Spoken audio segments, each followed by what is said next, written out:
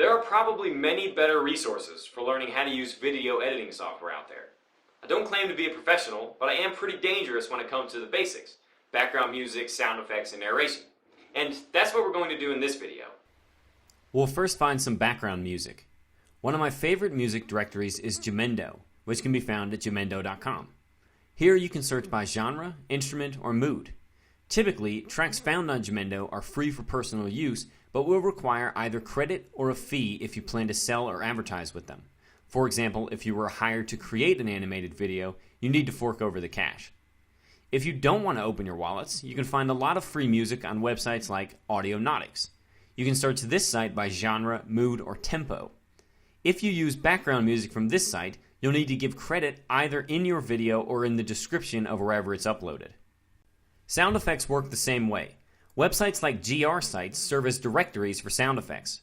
For this particular website, commercial use of these sound effects require a commercial license, which means you must pay a fee. It's very important that you read the licenses in detail before grabbing or using media files from these sites. You may be surprised what constitutes commercial use versus personal use, and the last thing you want is for someone to take legal action against you.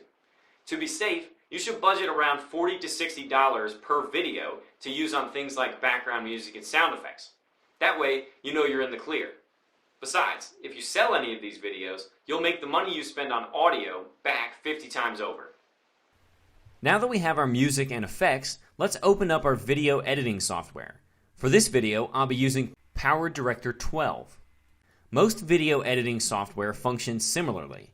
Our first step is to upload all of our media.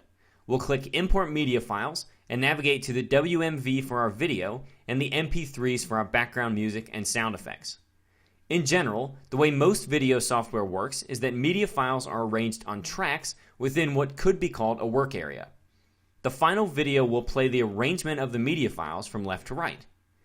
With PowerDirector, we can add as many video or audio tracks as we want. Thus, we'll drag our video to one track and our background music to another. Since we know the main audio focus of the video will be our narrations, let's decrease the volume of our music file. The sound effects work the same way. We'll drag them onto the track and move them along our video until we sync them in the way we want. For the sake of this lecture, we'll remove the sound effects as they take a bit of time to get just right. On a third audio track, we can add narrations by clicking the microphone and then the big red record button. The final step before exporting the video is to adjust the volumes of each file so that, for example, your sound effects aren't twice as loud as your voiceover. And it's as simple as that. In case you don't have, say, $60 for an advanced editing software like PowerDirector, you can make do with freeware like Windows Movie Maker for Windows or iMovie for Mac. In the next video, I'll give you a quick wrap-up and then a free gift.